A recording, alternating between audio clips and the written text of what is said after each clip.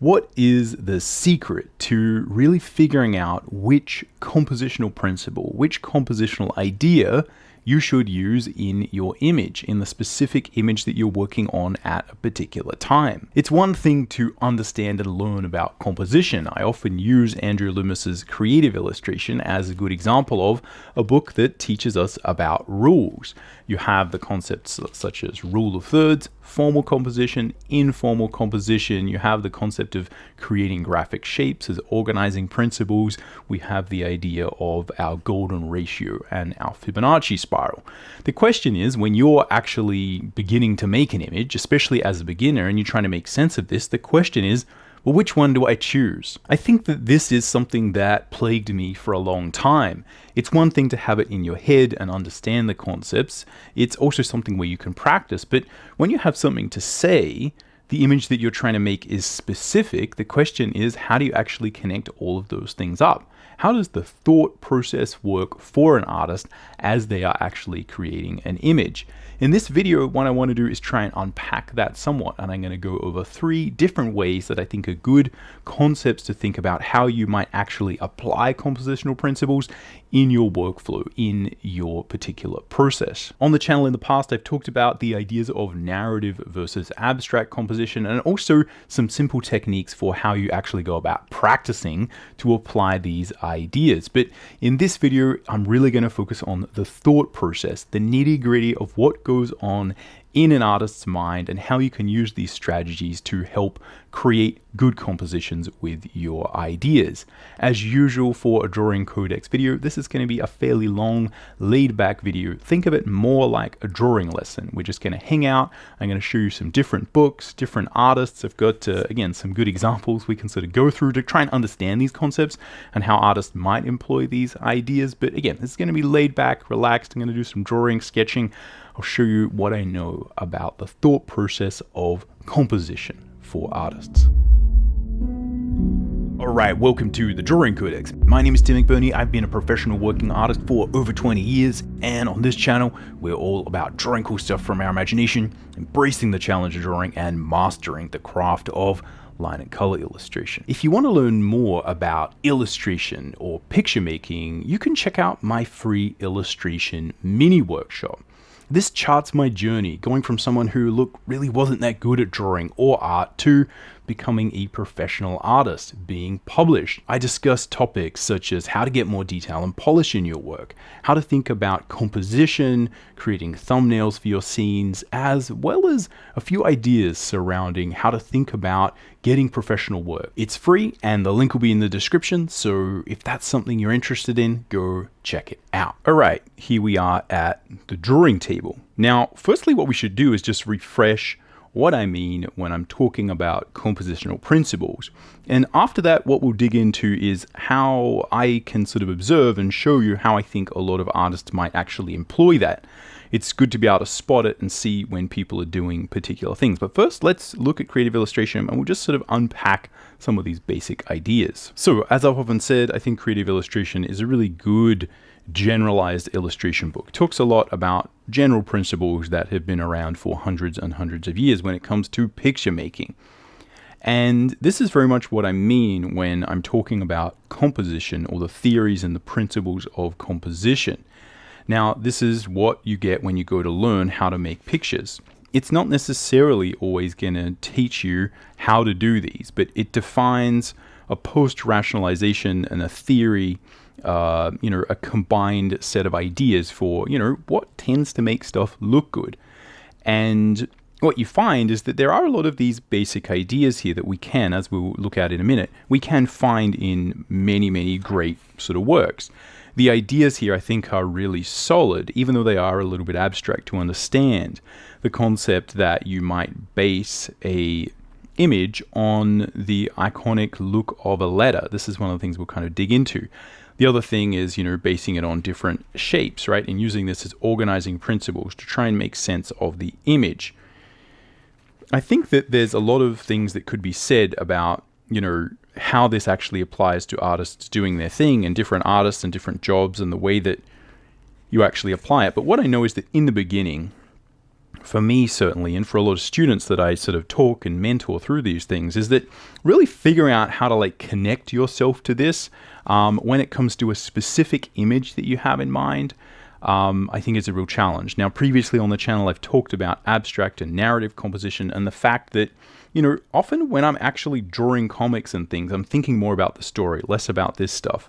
And I've also talked about, look, some really simple ways you can just get started and practice the idea of thinking about composition. But again, in this video, I'm really thinking about when we start to have a more specific idea.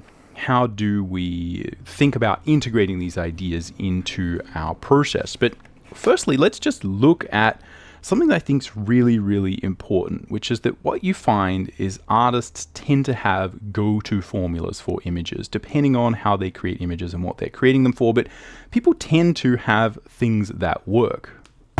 I always like to use Frazetta as a good example because I think he has a great combination of different types of imagery. If you look at a lot of the classic Frazetta images, what you'll notice is he's using very much this triangular motif. He's using the idea of there being this triangle overall.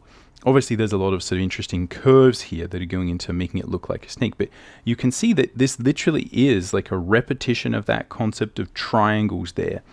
You know, we have very, very similar to what you just saw in the creative illustration book. And the other thing is, obviously, again, this is a post-rationalization. This is so important. This is a real key to this whole, my whole teaching ethos when it comes to composition is we're post-rationalizing why something worked, right? But what you'll sort of find is that, like, even in this image, which is a little bit more chaotic, we still have kind of this feeling that there is this triangle here, right? Overall, as a general sort of look, right? And you will find that, you know, this is going to give images a very sort of particular look. It's not to say that every image he creates is like that, but if you look at a lot of the classic Frazetta images, right, you're going to see a very similar repetition. And again, this is really, really important to note. Now, if we look at some other people who are, you know, I think really, really good at composition, you know, I'm often a huge fan of Mcburnie. And what you see is like he kind of uses very similar things. There we go. We have a good example of Mignola utilizing the same basic idea. We have this triangle, very Frazetta-esque, but also, you know, very sensible, right? You know, this type of composition works really well. But you also see, again, Mignola using a lot of other sort of, you know, different ideas and, you know, this kind of sense of chaos. There's often this feeling of, there is like an organizing principle. You can see there is this kind of triangle that really kind of draws the eye and it feels strong, feels impactful. The triangle is an iconic symbol of strength, right? It's hard to push a triangle over. But, you know, there are these kind of other ideas that are obviously at play. There's concepts of informal composition, right, where you can see things are lining up. And there's this feeling of kind of overlapping shapes, right, a feeling of chaos. So it's like a strong feeling, but also lots and lots of chaotic elements, right? Again, huge Mignola fan. I think he does an excellent job of a lot of these things. And again, you see this kind of motif a lot with very simple covers, right? We see the triangle motif. There's often other things involved with it. Obviously, we're not seeing the text, right? There's other elements that are sort of meant to go on the cover that are probably considered in the composition. So without the title, right, these feel like there's a little bit of empty space at the top, maybe. But yeah, you can see that there's a pattern to the way that sort of artists tend to use and create work.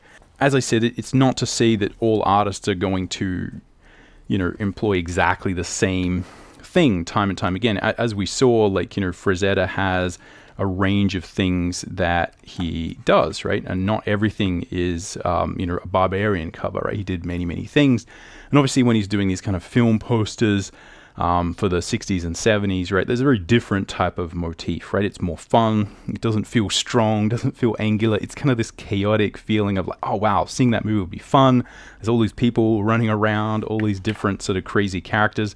Again, here, triangle. That's a movie poster about Clint Eastwood, heroic triangular pose. But Again, it's not a matter of everyone having one thing to go to, but what you find is people tend to have a couple of formulas or a couple of systems that will kind of work for them. But all of this, and I do feel like all of the sort of post-rationalization that you would see in creative illustration, and this whole concept of teaching composition as like a monolithic theory, it's important to state that it is a post-rationalization. It is us saying, this is why I think these images work, but we don't necessarily know how these artists started to do this. We don't necessarily know what Frazetta was thinking as he was going to create, any of these particular, again, triangle again, any of these particular images. We don't know, right? And as I've also said, that you have the issue of like the unreliable narrator, right? People tend to post-rationalize why they're making decisions, right? It helps to sell a thumbnail to a client to be like, look, it's triangular, it's strong, you want strong. Who knows whether that is actually what was going through someone's head as they were creating it, or what will go through your head as you go to create your images. And I really think that there is a little bit of magic to art and a degree to where there is intuition involved. And I think what I really want to focus on here is let's sort of maybe leave the post-rationalizing and looking at other things and trying to be like, this is why this worked, and really try and come up with some strategies for how you might actually think about integrating these concepts of composition into your workflow, right? How do you actually start? I think that is fundamentally the key. So I've got 3 ideas here that I think are different ways, not necessarily the only ways, but some good ways you could think about incorporating it into your work. And the first is that we often can use these compositional ideas to reinforce a sketch. Now, this is where what you might have is the idea for an image. And if you actually look at a lot of the sketches for good illustrations, you'll see that they often do start with like a sort of a range of different little sketches and doodles. Where's a darker pencil? Here we go. Darker one. We'll see. Right? So you might have something like this, right, where you're sort of like sketching around, right? It's kind of messy. Maybe again, I'm just going to use simple character, right?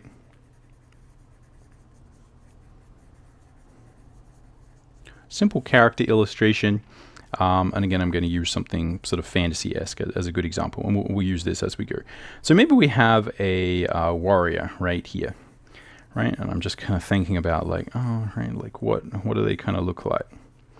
And then I'm like, okay, maybe there's like a, maybe they're kind of holding a sword or something. Again, I'm going loose, right? I'm thinking roughly, and this is a mess, right? That the point is, this is like, this is a mess, and the earlier you are in your artistic journey, the more of a mess your mess is, right? Again, it's often in the beginning, artists have a mess, and it's a nice mess. In the end, people are like, oh, this is a sketchy mess, and you're like, yeah, but it looks really good. In the beginning, what I found is my sketches really looked awful, but that's okay, right? Again, so I've sort of got torso here, right? We got some legs here, and this is often how we're kind of starting to think about what things will look like, right? And just kind of messing around, being rough. Now, you kind of may do one of these, you may do a bunch of them, whatever. But at some point, right, you're dealing with different levels of what you're going to do in an image, right? So the first is like the idea, which could be sort of vague, and then you've got the frame, the picture plane, right? You also might have story, right? Like, how do I make this character tell the story? And then we actually have the kind of illustration, right? Which is like how do we actually use illustrative stuff to do all of this, right? And the point is, I think here is that often the way this happens is not necessarily linear. When we're thinking of like, I have an idea, sometimes we're not always thinking about like, how does that idea fit into the frame? Sometimes we do.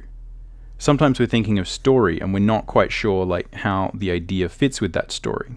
Sometimes you might actually just have an idea for like, maybe like a vague shape, right? You're like, I kind of have this like idea for an illustration that is just a vague, cool shape. And I'm like, what is that? Well, let's come up with an idea and a story. Who knows? The other thing is you will probably have things that are real go-to processes and workflows for you. So it's not that these are different. It's just that we're all different, right? And we're all going to come up with different ideas. So again, a big part of this and a big reason I really go on and on about composition and stuff is I think it's so important for you to find out what what really makes you tick, right? And to appreciate that you can be weird as an artist. I do feel like when we look at it's so good to have books like Creative Illustration, right, that sort of give us rules and formulas and stuff. But I think there is a degree to where, right, artists are artists, and we can be weird, and we can have weird ways of creating things, and that doesn't have to be sort of bad. So anyway, long story short, you have a weird idea, you got a sketch, you're like hacking around, and you're like, okay, I've kind of got an idea here, but like, how do we fit it in the frame? How do we sort of transition? And this is where what you can sort of think about is like, yeah, like how do I sort of move towards something that might be more of an organizing principle? And this is something you can or cannot do. You may or may not need to do. Sometimes you might do this sketch and you find like, you know what, that works, right? I've got this angle, I got this angle, right? But maybe what I might want to do is kind of give it more of like a formal look. So this is where you could lean into the idea of having these sort of shapes, right, as organizing principles. Maybe try and make it more graphic. So with this one, what I might do is sort of say, okay, let's turn that into something, right? Let's think about the frame, which obviously I could just use as like, the actual paper, but let's see if I can put it there and really lean into this idea, right? Like let's make it more angular, right? So we've got the sword, and I'm really going to make it like a T shape, right? Because we've got this kind of T shape. So this is just a silly random drawing exercise example, right? I wouldn't do something this obvious, probably with my own sort of stuff, but worthwhile thinking about. I have actually created some images that are sort of quite similar to this, right? Well, right, and so this is where you don't just have to use this idea, but we could try and think about lining stuff up again using these concepts of formal composition, informal composition. So I'm creating something that's similar to my sketch, but I'm just going to lean into a particular compositional idea to give it more organizing stuff, right? More.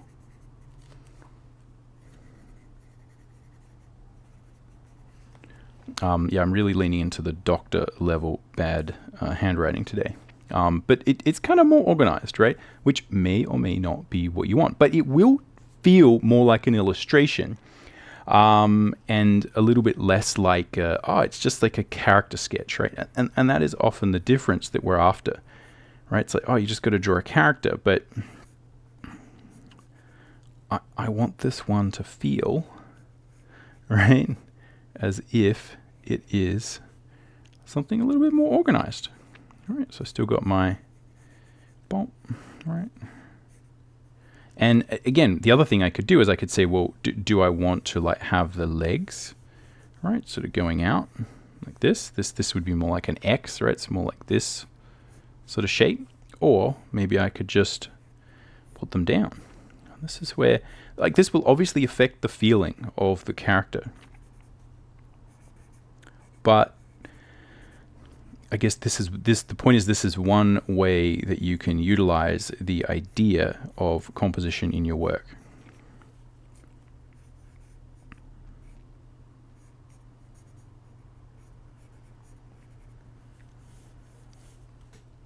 Right. Again, imagine this is some comic book cover or something. Got some stuff here. Right. Got some text, right? Warrior boy.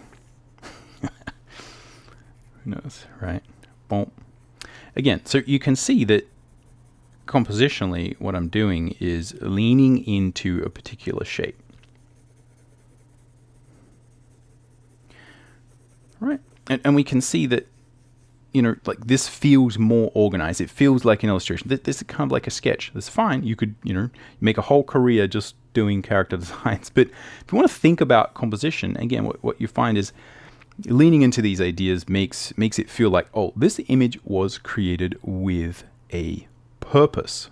All right, so let's try a few more. Again, just for fun, just to hammer it home, because I think this particular technique, this particular way of doing it is, very sort of sensible. And this is often the kind of thing that you're more likely to be doing in the beginning, is not necessarily imagining an image that's fully fleshed out. Is we use a process, right? We use a process for creating illustrations. We think, we have ideation, we're sketching around, we're messing around, we formalize some different ideas, some different thumbnails. We do a full construction drawing. We sort of get that approved. We get the thumbnail approved, construction drawing approved, finished sort of drawing approved as well. Make adjustments. Then we sort of, finish it off. And hopefully we don't get more adjustments then. But, let's say we're doing a different sort of warrior illustration. Right? Say same kind of thing, but maybe this one is right. Again, maybe let's say we start it in a similar way, right? You've got the same kind of thing. All right, some eyes here, sketchy sketch. Again, I'm being super rough with these sketches because that's a good way to start sketching. Get loose, right? But also, it allows me to be quick. All right, so let's say, again, with this one, we've got there's sort of a cape here, right? Slightly different sort of type of warrior or whatever. So again, you're sketching around, you've got this. Now, what you can see is that the obvious kind of thing I have here is I have my triangle, right? And this is where you can decide, like, okay, maybe I should take this character idea and really lean into that, right? Let's lean into the triangular nature of it. Let's really see if we can push that. And this is where what you might find is there's different ways you can handle the triangular composition. What you noticed with Frazetta, again, hopefully I can find some good sort of triangular compositions. Again, this one is still triangular, but there's a lot of chaos to it, right? This one is still triangular, but there's a lot of chaos to it. Some of them are a little bit more formalized, but some of these triangular compositions are going to be sort of very, very formalized. And if you look at sort of other artists, what you find is you're going to really see that becomes much more graphic, right? And I think again, looking at some of sort of Brom's images, right? Gerald Brom, amazing fantasy artist, one of the people who sort of really influenced me early on. You see that there is almost a brutalist way that the illustrations are formalized, right? It's kind of well, that's very convenient that all that stuff is there, right? It looks like sort of a photo shoot, right? And here I think we can sort of see some great examples of this, right? Where it's fully kind of symmetrical. It's very, very, very organized, very formal composition. It's not all of the compositions, obviously, he creates. He has a lot of sort of scope and different sort of ways of doing things. But yeah, I really feel like often we're dealing with these kind of really cool angular shapes. And there's a degree to where I think a lot of what I'm talking about here is I'm often thinking about Brom when I kind of say this is I feel like he does a really good job of creating very simple graphic shapes, but really leaning in and making them sort of super graphic there. So again, I'm just still thinking about character on a blank background, but obviously you can add things to it. But here, right, we're really thinking about this idea of a formalized composition. So if you go back to the Loomis stuff where he is talking about, where are we? Formal, informal composition. Right, this is where again you do have these heavily symmetrical illustrations, right? And this is sort of what can be really good to create a very strong sense of organized imagery, right? Very, very good for lots of different ideas.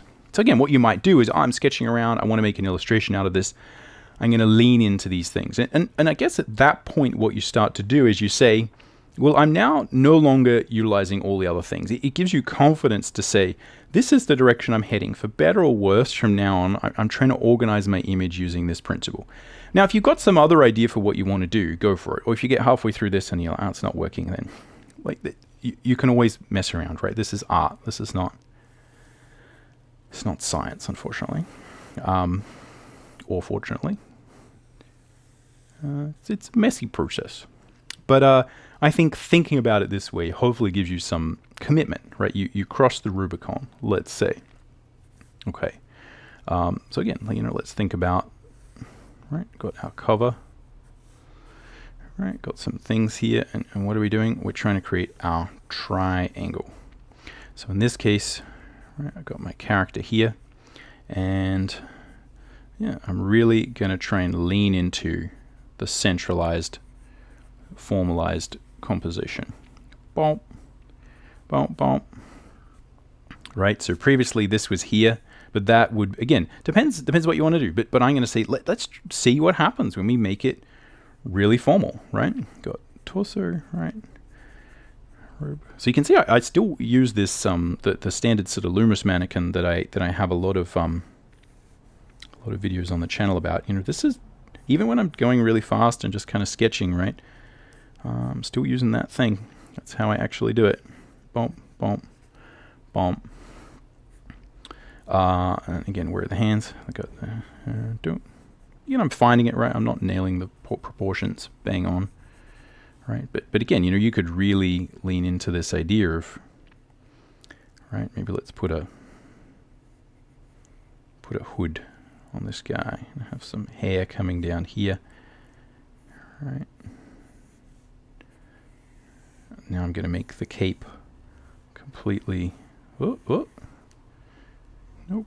completely symmetrical. Boom. And again, probably here have to think about, you'd have to think about how you, right, do the sword. But again, what I'm going to do is put the grip here. Boom. So there's a little bit of asymmetry, but that's okay. But I'm going to try and make it, again, formalized. Right, boom. Right. And that's kind of what we have. Right. All the stuff on our cover, right? Warrior magazine. In this case, Caped Warrior magazine. So, again, this is a different thing. And again, you could obviously create, other things. You could sort of lean into, what sort of Brom had there is a really good idea. Let's create some other formalized structure, lean into the formal nature of the composition, right? Again, you could even have like, where's the, right? Where's the horizon line here? Somewhere there, maybe, right? Don't. Let's make some other triangles, other triangle shapes out of this. Boom, boom, etc., etc. So again, sketch. I've got an idea. Right, how can I turn it into something? Now, I'm being really basic with this. And again, I'm kind of following that sort of Brom image a little bit more than I was planning to here. But again, that's because it works. It's a good formula. You kind of go that direction. You're like, oh, yeah. Well, that makes sense. That makes sense. That works. So again, doing sketch, thinking about it, and then being like, well, what does it kind of look like, right? It's like pattern recognition. If this had to be a shape, what kind of shape would it be? Oh, it's a triangle. Let's lean into the triangle. Triangles are formalized. They're strong. Let's try and lean into that. Now we have something that looks a little bit more like an illustration. Hopefully. Anyway, let me know what you think, right? Do you like this one or this one? Do you like the idea of formalized composition? Does it seem simple? Again, what you find is often simple is good. All right, let's try one more. Because again, I think this is kind of fun to play around with. And those both were very sort of like static images, let's say. If you're thinking of like, you're sort of playing around, right? Often when we're thinking about creating something more dynamic, you'll be creating some sort of different poses, right? And when you are trying to create something more dynamic, often what we're thinking about are those S-curves.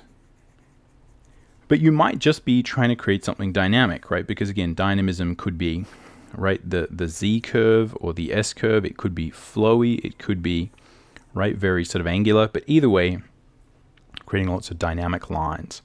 And this is where, you know, you might sort of play around with, you know, some different poses, right? You're just sort of sketching around and you kind of find one that, right, you find one that you like.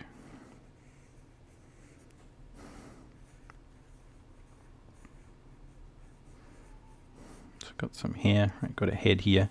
Again, remember to sketch quickly. So you're just playing around. And I think this is often where, you know, we experiment, you know, we're messing around, we're thinking about different poses or whatever. And again, what we can do is we can try and formalize this and really think about, like, well, maybe some of the pose is dynamic, some of it is following an S-curve. But if we think about composition, we'll see where this one works, because this is like, again, a little bit less formal, a little bit more dynamic. Might have to really sort of sketch around a bit more and find a way this would work. Boom. Go away, dust. So annoying. All right, so again, all right, thinking about a cover, boom, boom, something here, something there, right? And what we're after is this, right? This kind of S curve here, and we're thinking about this. So what we can try and do is, you know, lead, right, and put more elements there. And this probably would require a little bit more sort of dynamic drawing. Right, but let's just think about the main body parts and see if we can sort of get them working. Now, not all the, you know, again, you don't have to make it completely like, oh, everything is curvy, everything's following the line. But, you know, I think if we make a few changes, we might be able to lean into that just a little bit, right? So instead of having this leg here, right, maybe we could sort of have, maybe we could have this leg coming down here, right? So we kind of create and lean into that S curve. And again, maybe we could then say, maybe let's put this one here, right? Again, I'm just being super basic, bad drawing. All right, but we got that there. Now, what we can do with the arms? Well, again, that kind of worked, but all right, let's see if we can.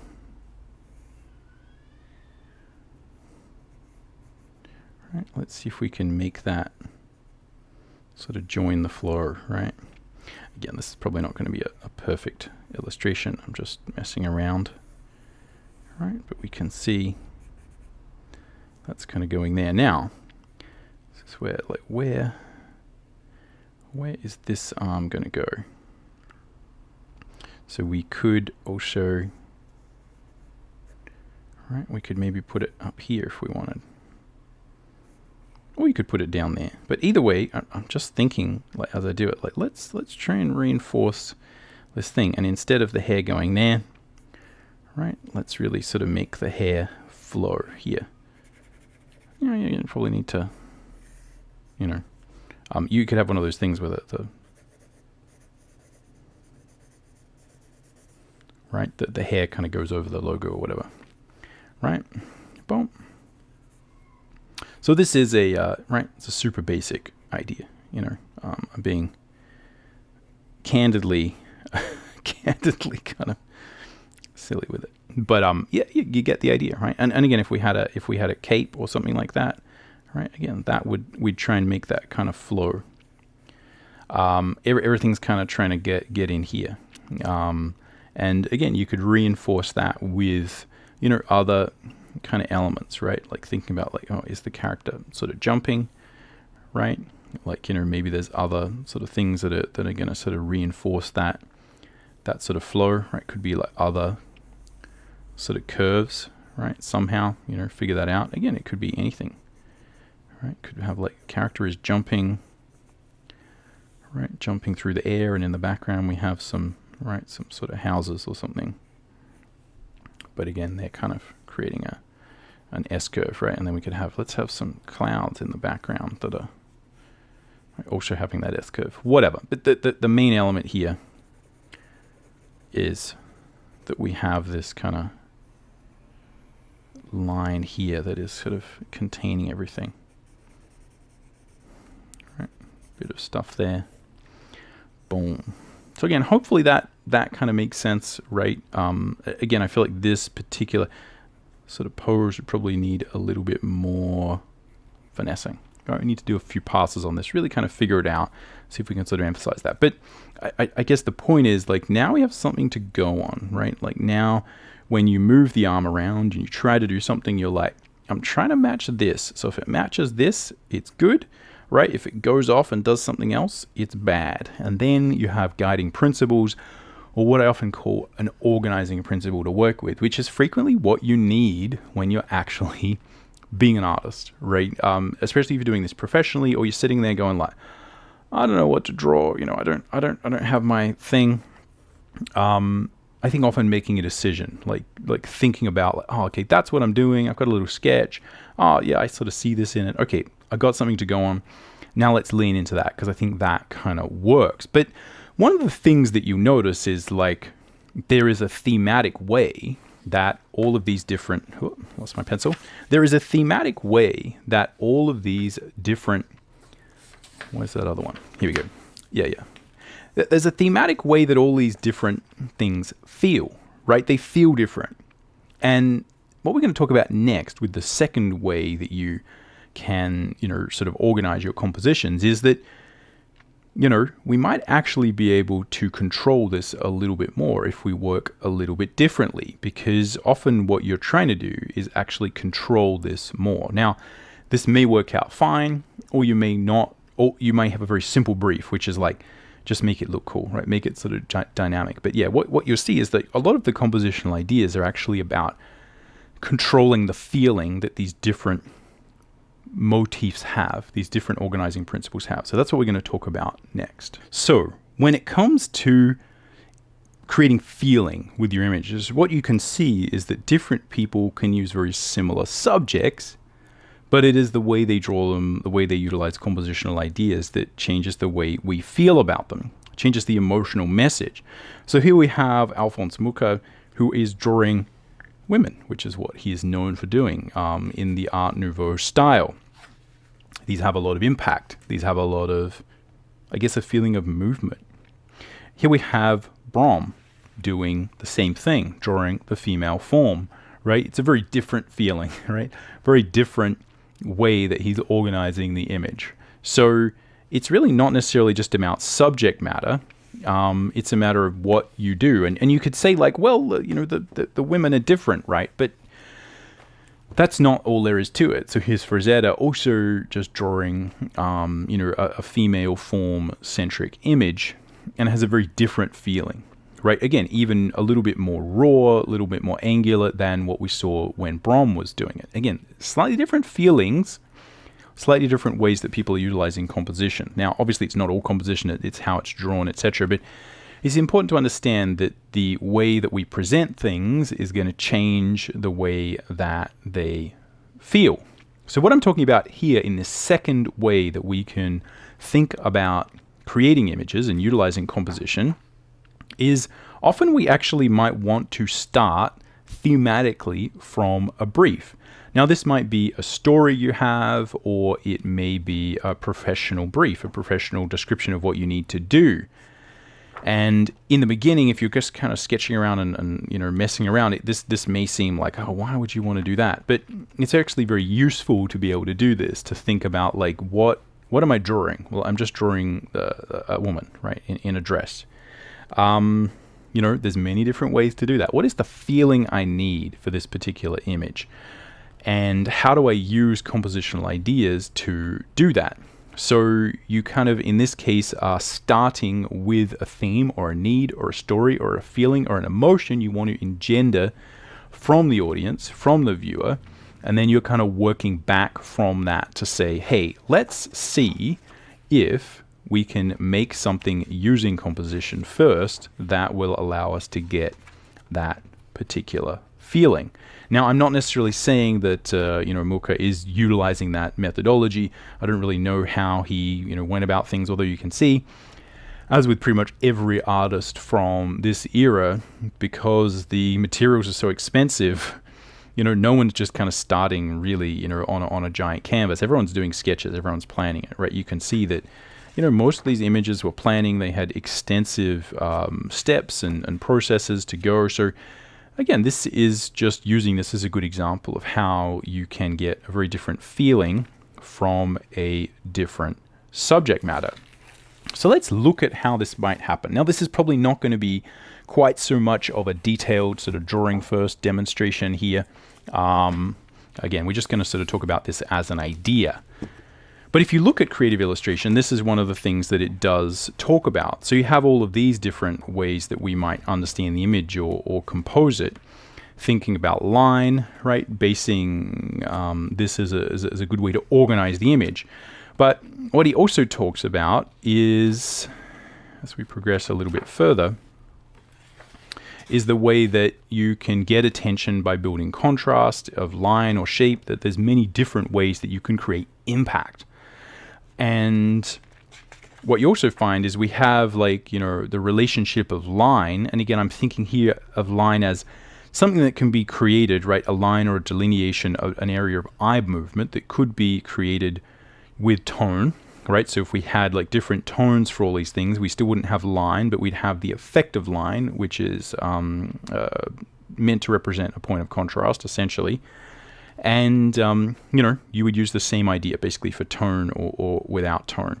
You can create eye movement, and the way that line or emotional sort of movement is arranged will affect the emotional response, right? That's a long way of saying basically different sort of patterns and stuff will make you feel differently. Obviously, the point is that, you can see something like, those Mucha drawings, right, where he is using very flowy lines, but they still have impact, right? There's still a sense of it grabbing your attention, right? They would work, on a poster across the wall. And again, you can see these ideas, building contrast of line or shape. Mucha is often utilizing different graphic elements to organize the image, etc., etc. But point is, the TLDR is that you can find a lot of ways to still be very strong and, but have a different sort of emotional content, basically. And that these are some of the tools that we might especially use if we have an idea in mind in the beginning. And this often is something that's worth considering if you're sitting there going well, I don't really know what to do. So I've got a couple of notes for this one that I think are sort of interesting. So often what happens is that you kind of have a list of things that you might need to have your image feel, right? So you might have it needing to feel chaotic, you might have it needing to feel ordered, you might need it having to have strong impact, be dynamic, be pretty or graceful or beautiful, like a lot of those Mucha images. And you have to think about how composition is sort of going to work, right? So for instance, if we go back to some of these original ideas that we had, right, we have our sort of triangular image. What you notice is that, yes, this thing is very impactful, right? It has a lot of attention. It feels very strong impact, but it's not very dynamic, right? It's not really that interesting. And I think it's this idea that you need to kind of really pay attention to, is that we want to look at the specific feeling we have. Now, this one does feel more dynamic. It does feel as if, oh yeah, we got some flow here. It feels like there's more movement. Here there's less movement, right? It's more about strength. This one is more about oh, we're moving everywhere. We're feeling dynamism. And what you can do is actually start with those concepts and kind of move back to the sort of types of things you're going to do as you sketch, as you compose the image and think about the thumbnail. Now, one of the interesting things is that, and this is, again, I've sort of written a really sort of nice little sort of axiom that I once heard really early on here, is that on a cover, and I think this is from someone who did comic books as like an editing job, one of these sort of classic comic book editors said, on a cover, you just need more triangles, right? That's kind of what you need. As many triangles as possible, because the triangles will give you more dynamism, right? They'll make it feel as if there's more movement. So you kind of, maybe one triangle like this is good, but you don't kind of want to have something that is, and this is for comic books. Remember, this is for people who are trying to create dynamic looking comic book style images, right? So we kind of don't want, right? We don't want sort of static shapes like this, right? Right, we kind of want triangles, right? You see how there's no triangles here? I was accidentally putting some triangles in it. Right, it's kind of like, this is too formal. It doesn't feel dynamic, doesn't feel like a comic book image. But interesting what you can see. Again, I sort of went ahead and did a few little examples here so we can go a bit faster. But you can see that if I take this idea, which is strong but not dynamic, and I just sort of tilt the camera, what this is going to tend to do is give me more angles, right? More angles, more triangles, right? More diagonal movements. So even if you're trying to draw something and you're like, well, look, it has to be this scene. How do I make it more dynamic? It's like, well, just think about how to move the camera angle. And this is where you start to understand there's a million tools you can have to create different feelings, create different senses of lines, right? You might need to have like that Mocha sort of drawing, right? Lots of kind of flow, right? Again, you might need to be creating a very sort of like pretty, beautiful image, right? And in that case, what you're doing is you're going to have a lot of flowing, right? A lot of flowing lines, right? But these, if we kind of point them to the right direction, right, they're going to be sort of flowing and gentle, but they're still going to point, bang, where we need. And what you have to think about is how the different tools, the different lines, the different ways that you arrange everything on the page are going to affect the way it feels. Now, you might want to have something that feels sort of ordered, right? In which case you would start with something formalized, right? We start with something that feels like it has order to it. You might start and say, okay, I need order, so I'm going to start with that formal composition. And, in that case, it's like the sketch can actually often follow with the, with the composition there. Feels ordered, strong, etc. You might have something that is a little bit more chaotic. I think often Mignola has this real sense of feeling, right, of being able to do that, where he has these kind of very dynamic comic book style images. But you can see in here, again, that there is a lot of this sense of informal composition, just as a little aside, as I sort of notice it, right, where you kind of do see that, a lot of these things, right, are kind of, lining up with each other, right, giving us this sense of these kind of generalized lines of movement. So it feels a little bit organized, even though it's chaotic. But so even when you're doing a chaotic image, you do need to think about what is going to order it, right? Like how you're going to make it feel as if it is in some way, shape, or form cohesive. But I feel like Mignola does such a good job of kind of making sense of very chaotic, busy images, and really thinking about like, oh, there's kind of a lot of stuff in here, but it's often just kind of organized really, really well. So it's worthwhile sort of studying the compositional thumbnails that you might find when it comes to artists who do this, to see like, what are the big shapes, right? How does he kind of organize this chaos, right? He's sort of thinking about different, so it's a really good example actually. You can see like, here's the Hellboy thing. We know it's going to be sort of red. That's going to pop. And then he kind of has like, here's a big shape for this, right? And behind it is this sort of, Lovecraftian Dagon-esque sort of chaotic thing, from the monster from the void. And, he's kind of layering these concepts, right? And sort of making them pop more than others. So you can see like a good example of the thought process there, right? How there is sort of overlaid concepts of character, it's very formal, and then we have this sort of chaotic stuff there, right? And it gives it this really interesting sense of like, oh, there's like stuff going on. Like the feeling I get when I look at a Hellboy cover is that like this is a really interesting story. Like, look at all this stuff here. Look at all this. Look, they got this guy and this guy and this guy. What is this about? This seems like it is a complicated story. And I think he's so good at getting that feeling of sort of chaos there. Again, we sort of talked about this one briefly, but another sort of good example of often how you might get from A to B. Little sketches of Hellboy things. Okay, here's the definition of like, oh, okay, we kind of want this. And here's like the color idea, right? Like, yeah, it's going to be all sort of black and this is going to be red. Because the interesting thing is, even though I think sort of Dave Stewart is the colorist on Hellboy and is well known for being like a really, really amazing colorist, and Hellboy needs good color to work, is that often, again, for these covers, Mignola would actually say, like, this is the rough sort of color idea I have. But yeah, I think you could obviously color Hellboy and make it not work quite as well. Really good sort of combination of those things. But again, what was I saying? I don't know. I guess we could just look at Mignola art, and that would be the whole book. Hey, that'd be the whole video. We could just do that instead. That would be more fun. So here again, I feel like you're seeing like a good example of how I would sort of determine that feeling of chaos, right? It feels like there's like all these things. There's like a monkey, skulls. There's like a bug. There's all these sort of symbolic things. There's Hellboy. There's a tree. It really feels like Hellboy is in deep, you know what, right? Like he is in over his head. There's all these things there. And that to me is very much the feeling of what, again, a big part of the Hellboy story is, right? It's kind of like just this dude who's kind of in this crazy world of mythology and supernatural.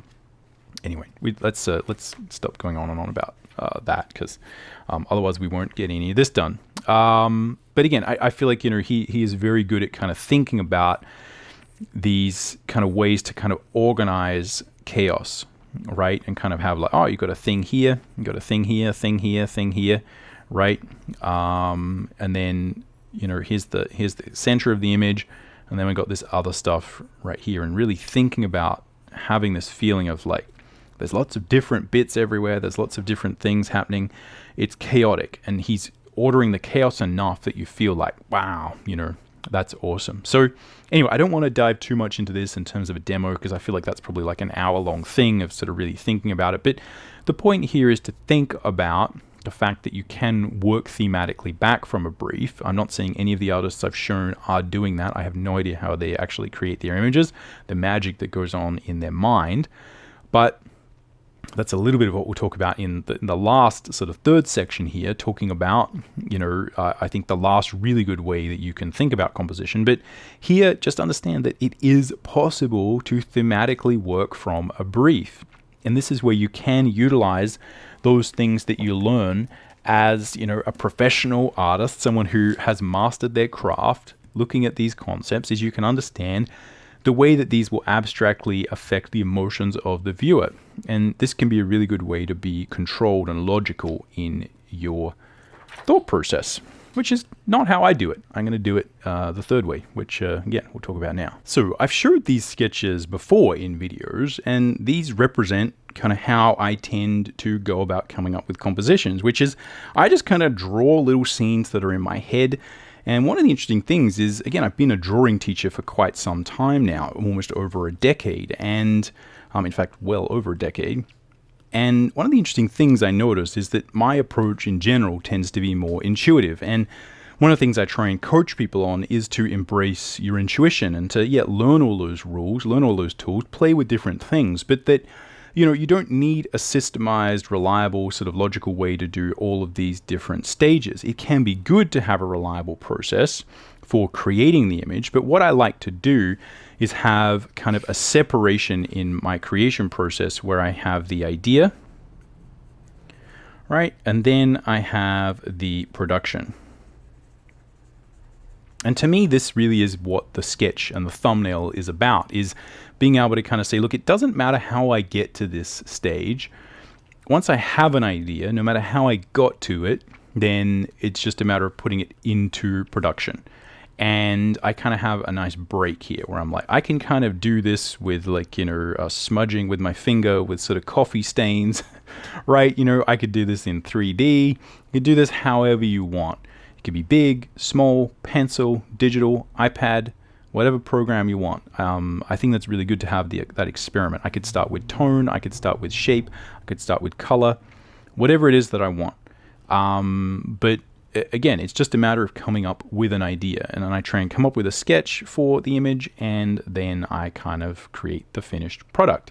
And often I like to work with a fairly sort of intuitive, functional way of doing this. And what I found is it's tricky for me because I'm teaching people how to do it, and hopefully I'm able to teach you a little bit of, how we can formalize these concepts. But the actual technique that I tend to use is just to play around a whole bunch and just get used to thinking about scenes in your head, if you can do that, and then sort of get good at drawing them. And what you tend to find is that the more you do this and the more you work with your intuition, the more you train your eye and let your emotion guide you. Again, this is a long game. This takes quite a while.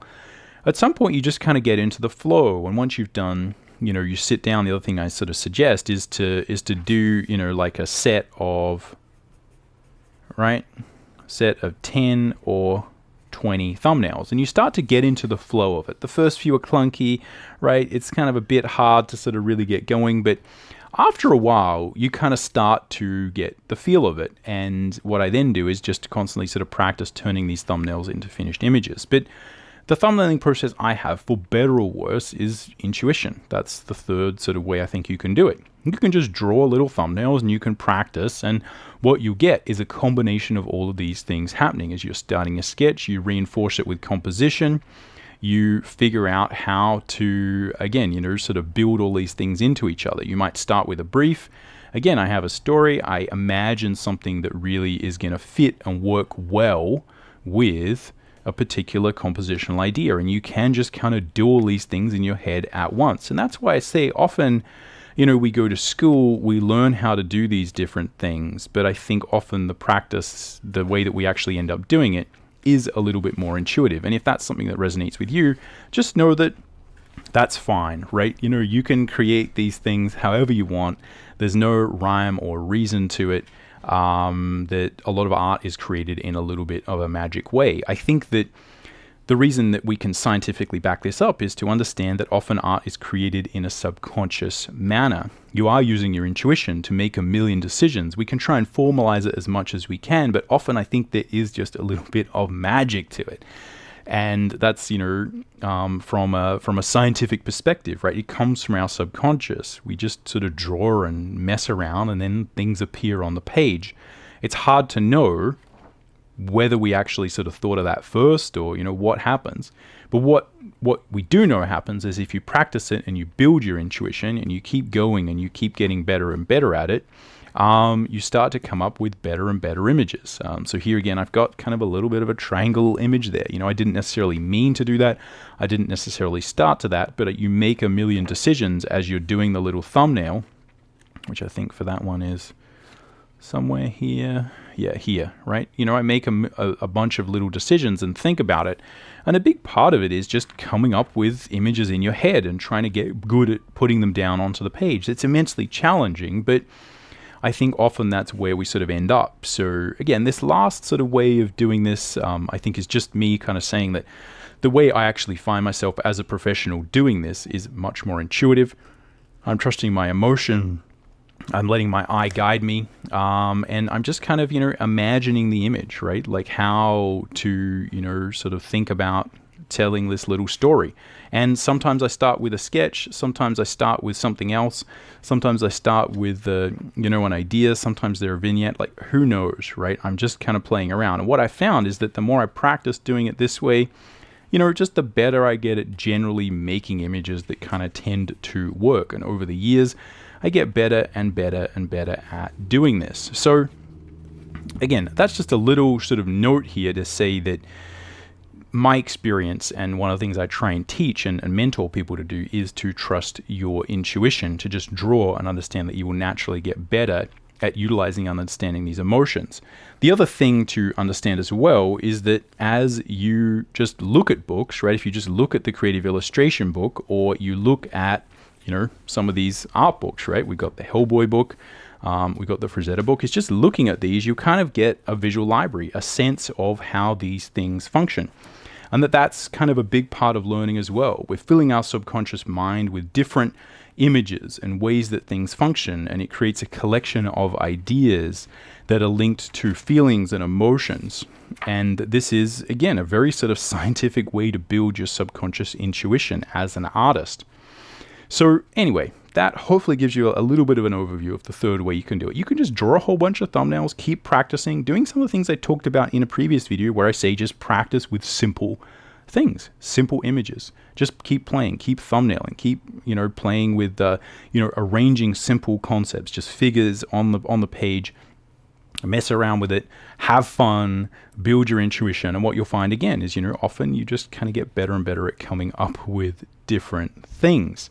And the last thing I'd say, just as a little sort of counterpoint, right, as a little sort of outro, that I think is probably one of the most important takeaways here that we haven't really discussed, is that, you probably find that many of your ideas, as you see with someone like Frazetta, many of your ideas that are along similar lines have similar compositional ideologies. They have similar motifs, modalities of drawing the eye. And every artist is different. You see that with the Mukha drawings or the Mignola drawings, the other examples with the Brom images, right?